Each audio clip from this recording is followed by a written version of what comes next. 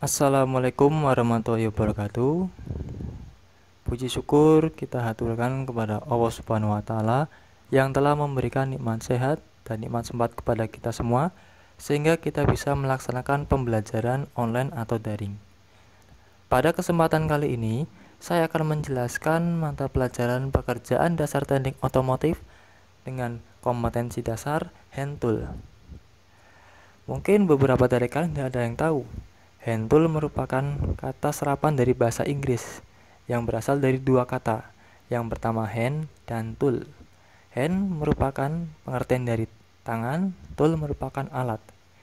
Jadi kita bisa simpulkan, hand tool merupakan alat-alat yang ada di bengkel yang fungsi atau cara kerjanya menggunakan tangan manusia atau digunakan secara manual.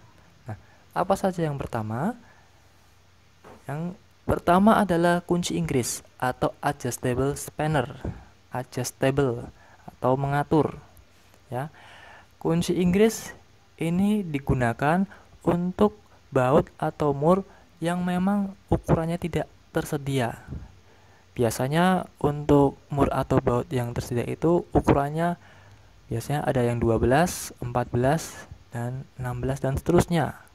Nah, misalkan ada mur atau baut ukuran 11, 13, tetapi tidak kunci pas, kita bisa menggunakan kunci Inggris. Tetapi perlu diingat, penggunaan kunci Inggris itu hanya digunakan untuk melepas saja, tidak boleh untuk mengencangkan. Apa alasannya? Yang pertama, setiap kunci Inggris yang digunakan untuk melepas pasti akan merusak kepala bautnya atau kepala murnya. Yang kedua, karena bentuknya berpengaturan atau disetting atau adjustable, maka biasanya ada cenderung kencang dan ada cenderung longgar. Maka dari itu, khusus untuk kunci Inggris itu digunakan untuk mengendorkan saja atau melepas. Nah, yang kedua ada yang namanya screwdriver atau mungkin kalian kenal dengan nama obeng. Apa fungsi obeng itu? Yang pertama, membuka atau putarannya searah jarum jam. Yang kedua adalah mengendorkan atau putarannya berlawanan arah jarum jam. Secara umum, orang mengenal kepala obeng itu ada dua. Yang pertama, obeng plus atau Phillips screwdriver dan obeng minus atau slot screwdriver. Tetapi, faktanya ada macam-macam kepala obeng. Nah, coba diperhatikan pada gambar kepala obeng di samping bawah. Di situ ada 5. Pada umumnya yang kita gunakan atau yang biasa digunakan pada dunia otomotif, dunia permesinan atau perkakas itu nomor 1 dan 2. Sedangkan untuk poin 3, 4, 5 itu biasanya digunakan untuk komponen lebih kecil seperti elektrikal atau biasa digunakan untuk servis reparasi televisi atau alat-alat elektronik lainnya. Lalu berikutnya ada yang namanya filler gauge. Filler gauge itu biasa kita kenal dengan pengukur celah ketebalan. Fungsinya apa? Yaitu mengukur celah atau kerenggangan di antara dua komponen. Jadi cara kerjanya itu dicepit. Tujuannya apa? Untuk mencari nilai kerenggangannya. Nah, pada filler gauge itu memiliki beberapa mata. Yang paling kecil atau yang paling tipis ukurannya adalah 0,15 mm. Sedangkan yang paling besar adalah 1 mm. Jadi seperti mata pisau yang biasa kalian gunakan di rumah. Nah, tinggal kita gunakan saja. Misalnya kalian gunakan di busi. Antara celah elektrodanya itu kan ada yang renggang, ada yang tipis, atau ada yang pipi.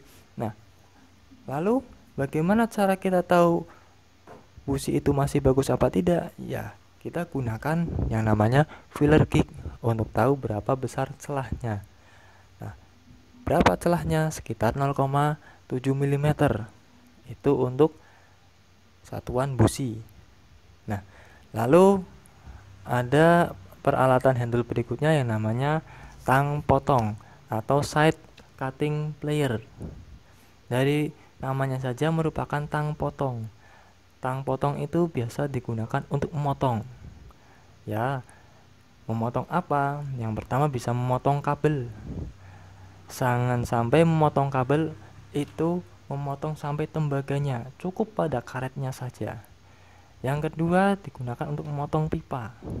Ya, bisa kita gunakan untuk memotong pipa. Nah, berikutnya ada alat yang namanya tang kombinasi. Tang kombinasi itu biasa kalian gunakan di rumah dengan berbagai macam fungsinya. Rahangnya berbeda dengan tang potong. Untuk tang kombinasi cenderung atas bawah bentuknya hampir sama. Lalu bagian tengahnya itu juga sama. Ada lingkaran yang fungsinya untuk memotong kabel tetapi tidak sampai memotong tembaganya. Jadi kalau kita ambil beberapa tang, bagian tengahnya pasti cenderung ada lubangnya karena untuk tempatnya tembaga tadi. Berikutnya ada yang namanya long nose plier atau tang cucut. Nah, tang cucut itu rahangnya panjang yang diruncingkan dengan permukaan penggembam dengan bergerigi tajam. Alat ini biasanya digunakan pada pekerjaan ruangan sempit untuk membengkokkan atau membentuk kabel atau lembaran besi lunak. Berikutnya ada namanya slip joint plier atau tang sambungan slip. Nah, tang sambungan slip itu pada ujung atau pada baut dekat gerigi itu bisa kita atur, ya, mau ukurannya lebih sempit atau ukurannya lebih lebar. Biasanya kalau misalkan kalian mau menggunakan tang ini disesuaikan dengan bahan atau bendanya yang akan kita gunakan. Lalu ada yang namanya tang buaya atau vice grip atau locking plier. Fungsinya adalah alat ini adalah mencempit atau menahan benda kerja yang akan dilas atau yang akan diruncingkan atau digerinda atau yang akan dibor atau yang akan dipotong.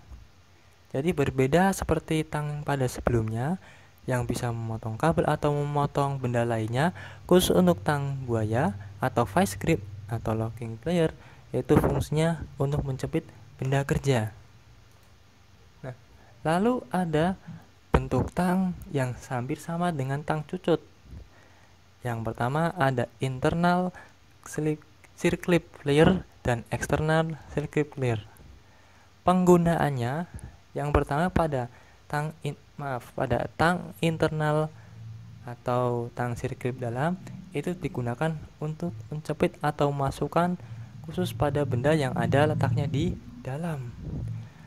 Apa kira-kira pada bendanya? Biasanya digunakan untuk memasang ring pada piston. Nah, lalu ada external circlip plier atau tang circlip luar. Digunakan untuk memasang atau melepas ring yang letaknya di luar. Nah, berikutnya ada macam-macam dari palu.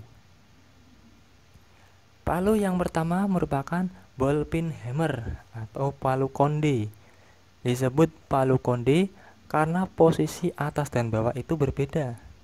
Yang atas berbentuk bulat, sedangkan yang bawah berbentuk lonjong atau seperti tabung. Nah, palu konde ini terbuat dari tembaga atau besi sehingga kuat, digunakan untuk komponen yang memang membutuhkan tekanan yang besar. Lalu yang kedua ada yang namanya palu kuningan atau brass hammer. Alat ini digunakan untuk pemukulan berkekuatan sedang dan mencegah agar tidak rusak komponen-komponen yang dipukul. Jadi antara palu konde dengan palu kuningan itu lebih kuatan palu konde karena memang terbuat dari yang namanya tembaga. Berikutnya ada yang namanya plastik hammer atau palu plastik. Digunakan serupa seperti palu kuningan, namun bendanya adalah benda yang pemukulannya ringan seperti plastik. Berikutnya masih dengan palu ada yang namanya palu kulit atau rawhide hammer. Palu ini digunakan untuk memukul permukaan dari kulit, ya, memukul permukaan benda yang sangat halus dan bahan-bahan lunak tanpa mengakibatkan kerusakan. Yang terakhir adalah palu karet. Palu karet dan palu kulit itu fungsinya hampir sama, cuman bentuk pembuatannya itu berbeda. Palu karet terbuat dari karet, dan karet yang digunakan itu cocok digunakan pada pemasangan ban atau benda-benda yang kiranya tidak membutuhkan dorongan atau tekanan yang keras. Sekian saja presentasi dari saya. Saya akhiri. Assalamualaikum warahmatullahi wabarakatuh.